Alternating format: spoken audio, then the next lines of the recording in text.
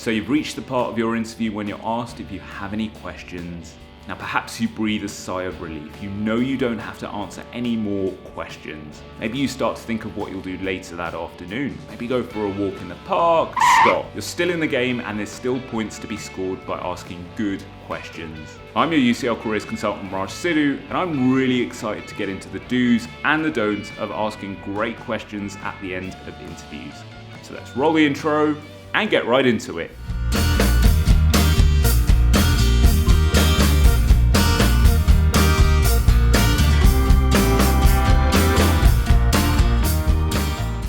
Firstly, ask questions that relate to the interviewer's personal experience. So instead of asking something like, can you describe the culture here?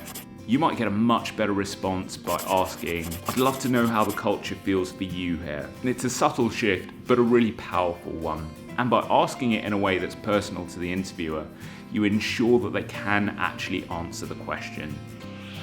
I also recommend asking questions geared towards learning more about the role in order to emphasize your interest in it. Questions like, I know there's never the typical day, so I was wondering if you could describe some things you might usually get up to. Injecting a little personality, maybe even a little humor into your questions can be a really great strategy, especially if it reflects who you are as a person. Fourthly, ask open questions. These are questions where the interviewer can't say yes or no to, and they're great for creating a more conversational vibe towards the end of the interview, which increases the feeling of connection. And ask questions you're genuinely interested in.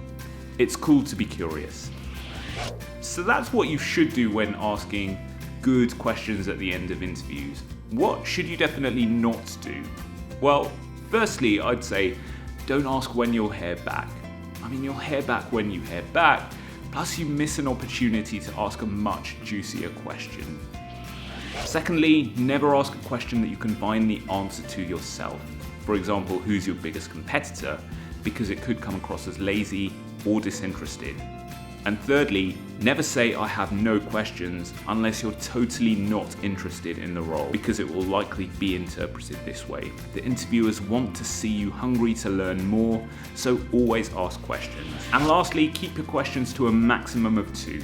The interviewers are likely on a tight schedule, plus you'll always have the chance to answer whatever questions you have left over when they give you the offer. Follow these tips and you're going to have great questions to ask at the end of interviews that you're genuinely excited about. The objective here is to use questions to emphasize your interest in the role and to increase the feeling of connectedness through a more conversational ending.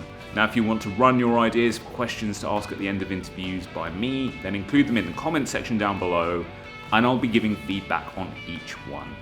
Any careers question, feel free to email me at careers.marketing@ucl.ac.uk, and your question might feature in the next Q&A video. That's it from me for this week. I'll see you next time.